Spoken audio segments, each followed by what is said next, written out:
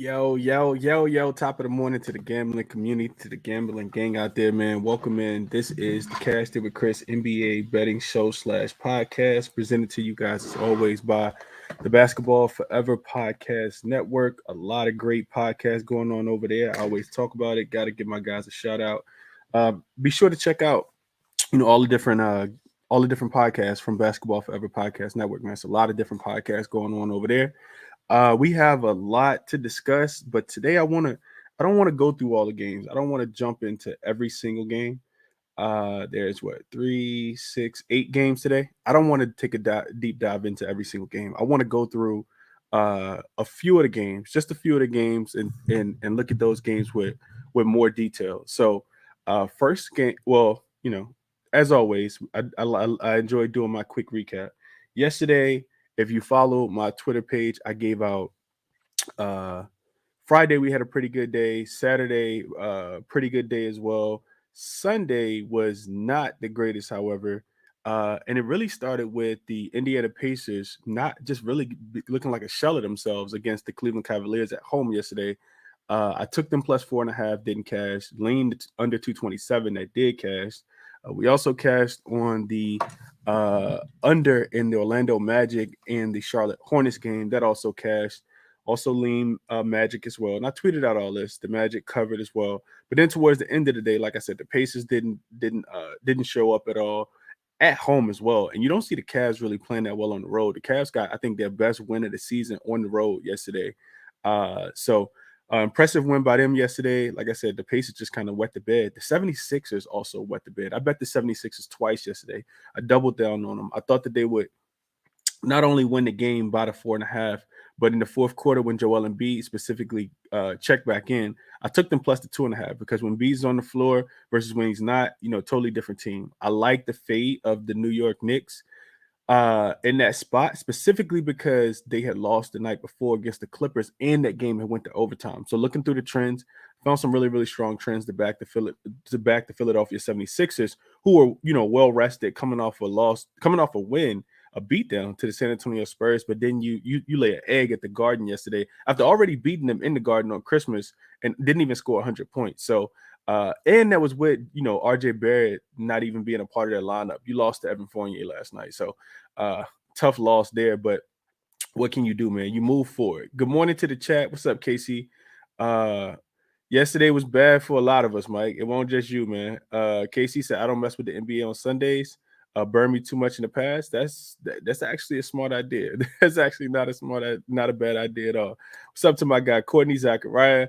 Brian said he put 3 units on the Magic yesterday. Well, you made some money yesterday. I did lean Magic. I tweeted it out yesterday as well, but they couldn't get it done. I mean, they did get it done. Charlotte ended up, going a little offense got a little dry. Couldn't make a free throw in the fourth quarter. You just see this offense kind of running the gas, which is also why I like the under. So hit the like button for me as you guys join. Check the podcast out as well. You can search Cashed It with Chris on all podcast streaming platforms. You can also just search Cashed It with Chris, 2 P's, 2 N's, and you'll also find the podcast available. Leave me a review over there and hit the like button. Like I said, let's get into it. One more thing I want to mention really quickly before we jump into the slate is that you guys can see it on the show. You guys can see it if you're watching on YouTube. Announcement: there will be no show after tomorrow. Will be the last show that I do until the following Tuesday, which will be February the 14th. So quick vacation, not quick vacation, but week vacation that I'm going on just to kind of get away for a little while, reset, recharge, refresh, and then I'll jump back into it. So today's pod and tomorrow's pod or episodes will be available, but after that, I'll shut it down for about a week. So just some, a few things I wanted to touch on real quick and share with you guys. So let's jump into the games for today. The first game I want to go to is I want to touch on the Celtics game. So the Celtics and the Pistons, right? Line in this one is moved. I think it opened at 10.5 last night in favor of Boston as a road favorite. 10.5-point favorites. They're thinking that the Boston Celtics going to come in here and absolutely smack up the Detroit Pistons. Lines up to 11 now. The total is also moved. It was well, it hasn't really moved too much, but it's 229.5. And I think it's up to 230 on a few books as well. It's moving it towards 230. If you like the over, you may want to get on it now. I do anticipate this total to go up throughout the day, and I'm going to give you guys my notes on it, what I was actually looking at on it. So the Celtics are in a prime time bounce back spot. If there was ever anything like a prime time bounce back spot, this team has struggled to win games. They're only 6-4 in their last 10 games. They've also not been really covering spreads, just 3-7 in their last 10 games. I think some of that is due to not having Marcus Smart. Their offensive efficiency drops. It takes a big step back without him. This Brooklyn, they've been extremely volatile as well. They beat the Brooklyn Nets, and I was on the opposite side of that. That was last Wednesday. They beat the Brooklyn Nets 139-96. You see them come out, can't miss a shot. They score 46 points in the first quarter, never look back in that game. But then you got a home game against the Phoenix Suns without Devin Booker, and you fail to break 100 points. So you score 139, and then you go up all the way down to 94 points in today's NBA. Really, really alarming type stuff. So doesn't really seem to be a buy-on team right now, at least in the market. This team has also only covered one of their last 8 games as well. So and they got Philly on deck. I think that's important to mention as well. They play Philly on Wednesday. So this is a one-off road game, home against Phoenix, on the road today in Detroit. And then you come home and play Philly. Head to head, they have, pretty much owned Detroit. One of those games came in Boston earlier. This was at the beginning of the season. They beat them 128-112. And then they also beat them 117-108. The total in this one should go up throughout the day. 229. I think it's a prime time bounce back spot. A couple things that I looked at for the Boston Celtics, and I'm not interested in the spread. I think 11 points is too many. But a couple things I'm looking at. So the Pistons are just 2-6 straight up and against the spread this month at home, allowing 121 points per game. And if you look at the Celtics team total today, it should be somewhere around that 120 and a half point range. I do think that they go over there. I think this game I think they get up and down the court, even without Marcus Smart, even without the trends, even with the trends pointing to them going under. They don't have a game tomorrow. And what better team to beat up on than the Detroit Pistons? The Pistons allowing 121 points per game. Four of their 8 opponents have gone under their team total, with 4 going over as well.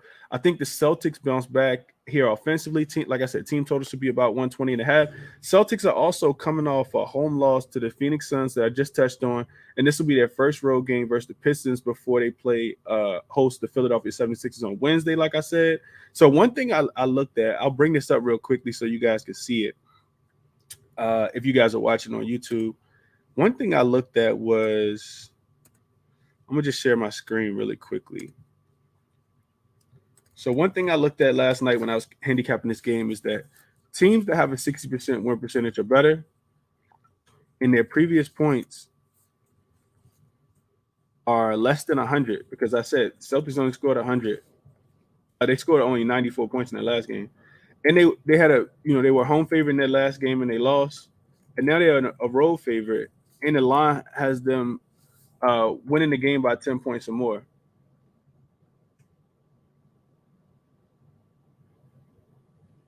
So this, you guys can't see this. Oh yeah, you can. Okay. So this trend right here, 14-10, 21-3 straight up. So of course they win. It feels like they win the game today. 14-10 though, however, on the spread dates all the way back to 1996. You guys can see here, a lot of these teams have not only won, but they've actually covered in this spot as well. You guys can see only 4 non-covers in 2, 4, 5, 6, 7, 8, 9, 10, 11, 12. So it looks like about 12 and 4 since 2005. These teams actually cover. I more so think that a lot of points are going to be scored in this game today. So if I had to play in this game, I'd be looking towards the Celtics to go over their team total of 120 and a half.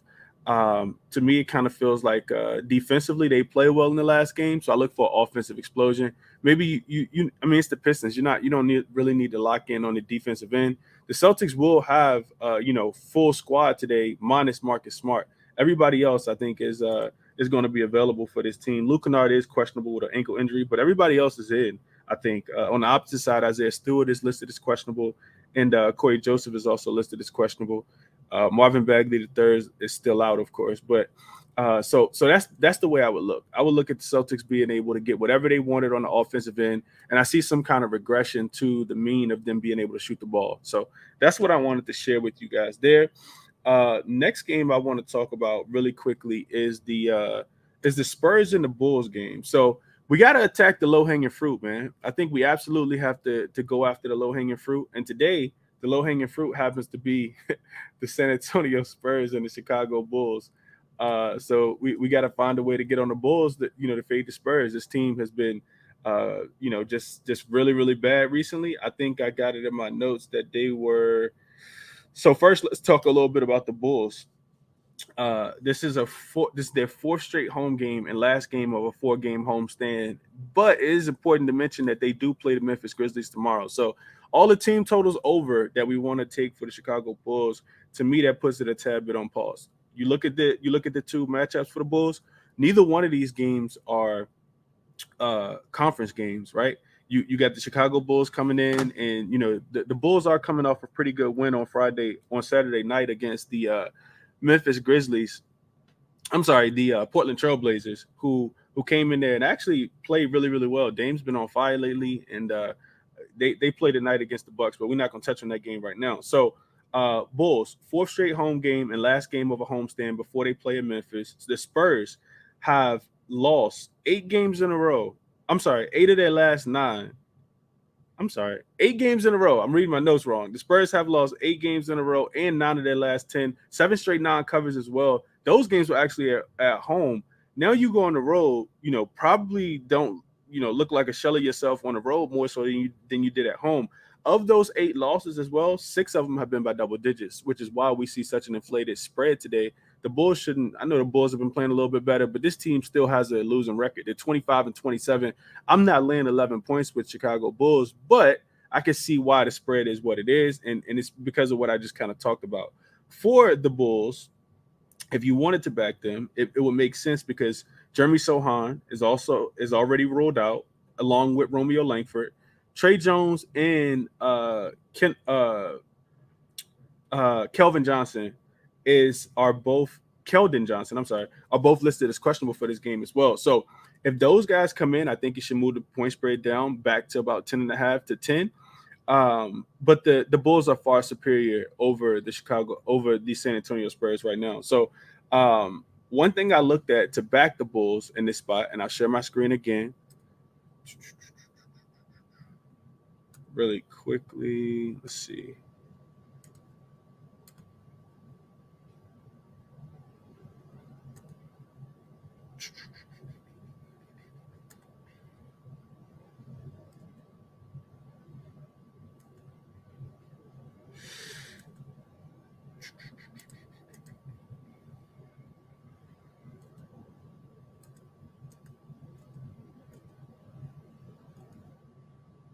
Okay, so one thing I looked at, matter of fact, let's just make the whole screen big. Okay, so one thing I looked at is looking at the Bulls when their next rest equals 0, because they do play tomorrow. So fronting of a back-to-back, and they're also at home. You guys can see here that they are 3-0 this season. Oh, let me zoom back out so you guys can see it. Hopefully you guys can see that. Hold on. Well, you guys can't see it, but this team is 3-0. If I change the layout, no, you guys still can't see it. But over here in this corner, I'm not sure why it's projecting this way, but over here in this far left corner, you guys can see that the Bulls are 3-0 straight up and against the spread right here. I mean, you guys can see the wins right here as well when they are at home. And they were favorites in all 3 of these games as well. So they're at home on the front end of a back-to-back. This team is 3-0 straight up and against the spread. They're scoring 129 points in this matchup. And I'm pretty sure that their total team total is going to be extremely high today. You look at the total for the game, I think it's 237. You divide that by 2. So let's see, about 129. You add 5 points, about 124 and a half is what the team total should be for the Chicago Bulls in the spot today. So Jeremy Socon has been their best perimeter defender. And without him, the Bulls just let teams fly up and down the court. So always looking to take the team total over for the opposing team. But I think we do it with some slight pause today, and we get the the number to go down just a tad bit. But it should be a big game for guys like DeMar DeRozan, guys like Patrick Williams, guys like Zach LaVine today. So that's what I got for you guys there. And then the last game I want to touch on. Another game. I'm not sure how much of low-hanging fruit this one is, but the Kings and the Rockets. Typically, when we think about the Rockets, we want to fade them, and they are coming off a really, really embarrassing loss. I mean, I'm not sure how embarrassed they feel about it, but I would think that it's a pretty embarrassing loss. They got smacked up the other day. It was the second leg of a back-to-back for them, home road back-to-back as well. They went to Oklahoma City and lost that game by 32 points. They lost 153 to 121 in that spot. Also lost on Friday night to the Toronto Raptors, but they did cover that game, 111 to 117. So now you get them back at home, off a day's rest, and they're hosting the Sacramento team. This is the front end of one of those kind of back-to-back mini series. They do play again on Wednesday as well. Both of these two teams will face each other. On the opposite side, the Sacramento Kings just got smacked up as well. This team was third in the Western Conference. I think they may be still third in the Western Conference, but either the Clippers just kind of leapfrogged them or the Clippers are really, really close behind them, because the Clippers did win the other day against the New York Knicks at MSG in overtime on Saturday night. So the Sacramento Kings are also coming off a really, really embarrassing loss. So you got two teams coming off 30-point losses in this game specifically. Did I say 30? Yeah, two teams coming off 30-point losses. One team should bounce back here. The other team's not going to bounce back. The Kings not only lost yesterday to the shorthanded New Orleans Pelicans without Jonas Valanciunas and without Brandon Ingram, but they also lost to the Indiana Pacers 107 to 104. In both of those games, they were favored. De'Aaron Fox did also miss both of those games as well. And he's questionable today due to personal reasons. I think his wife did have their baby, so he missed both of the games over the weekend and wasn't able to get with the team. Does he come back today? Not 100% sure. I kind of feel like he probably does play. Typically, guys don't miss that much time if that is the case. But regardless of that, I watched the post-game interview last night. I saw Coach Mike Brown call these guys out. So you got De'Aaron Fox listed as questionable, Jayshawn Tate on the opposite side, along with Aaron Gordon, who also missed the game. Both of those guys missed the last game, and Jalen Green all listed as questionable. So the Rockets will have their guys back today. This total last night was at 234.5. Right now, that total is, let's see if we got to update it. I think it might still be at 234.5. This is another total I think that does move throughout the day as well. Is that 234.5? I think the total may actually come down. The Kings were called out last night big time by Coach Mike Brown. This team, were shelling themselves yesterday. They, gave up 136 points to the Pelicans without Brandon Ingram, without Zion Williamson, and without Jonas Valanciunas. The Pelicans got whatever it is that they wanted for their second straight win after beating the Lakers on Saturday night. So, for me, I feel like it's a field play, right? I feel like the Kings actually come out here and assert themselves early. Keegan Murray, Davion Mitchell, Malik Monk, Sabonis. Coach Brown called them out yesterday and talked about, post game, called them out and talked about teams going through adversity. How do you respond to that, short term and long term, right? I think this team actually does respond to that today. The spread in this one is at 5.5. If De'Aaron Fox comes back, the spread will go up to probably about 7.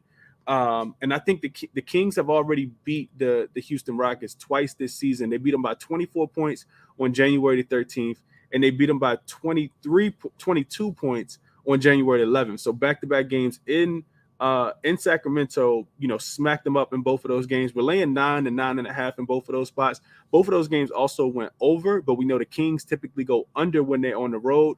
I look for this game to go under as well. I look for the Kings to kind of smother the Houston Rockets. And what better team when you're coming off a loss than to get right on than the Houston Rockets. You look at the Kings; they're 10-1 against the spread. Their last 11 road games versus the team with the losing home record.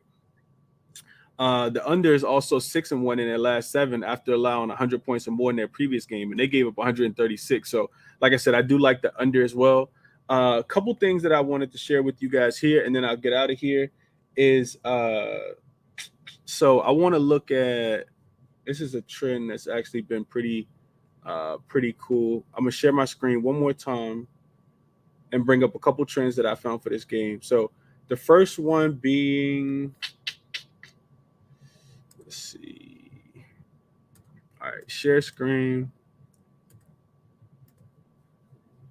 All right, so what I want to look at is I'm not sure why my screen is like that. Let's see.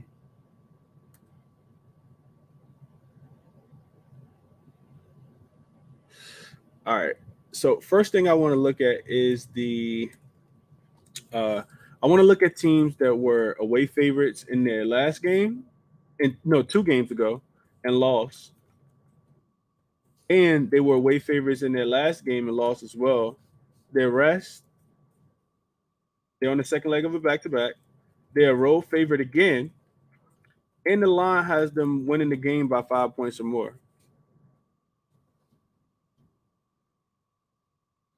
So here you can see that these games typically go under. Only 7 times in the database has this actually happened since 1996.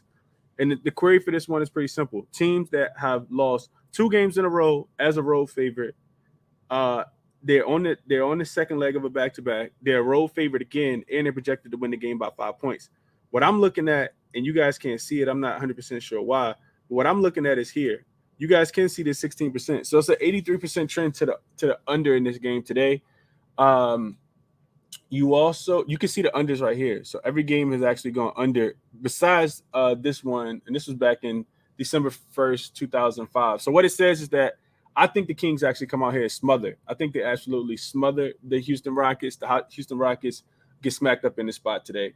Another thing I looked at was let's see, season. I looked at let me just type the query in.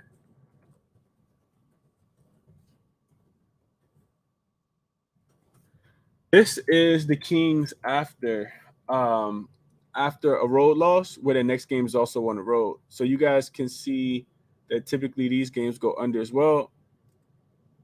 5-3 to the under in this spot as well. The Kings went over yesterday after a loss because they did lose to the Pacers. And you guys can also see the trend that every time one goes over, it goes under in the next game. So that first one in the season went over, and you get 3 unders. This one went over, and you get 2 unders. This one went over, so I think this game goes under today. And then also just looking at the Rockets. On the Rockets side, I always like trying to find support on both sides. So looking at the Rockets, and they're a home dog in a conference game.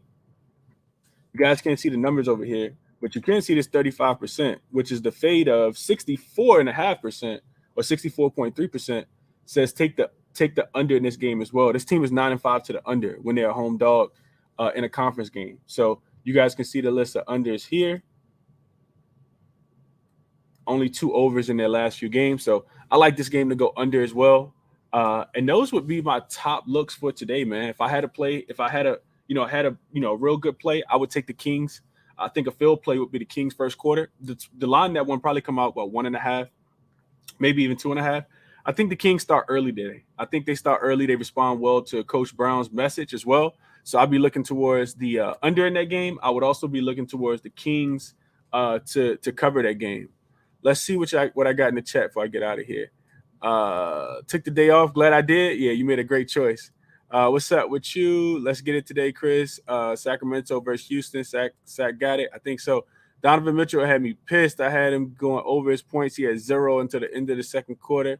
Yeah, he did. Good morning, Anthony. The Cavs were better last season, in my opinion. I think the Cavs hit their stride this year, though. I think they hit their stride in the second part of the season. After the All-Star break, I think we make a lot of money with the Cavs because the way that they played yesterday is the way I expect them to play all the time. They've been extremely inconsistent, especially after they've won a game. They typically don't play as well, which is why I faded them yesterday. Didn't work out well for me.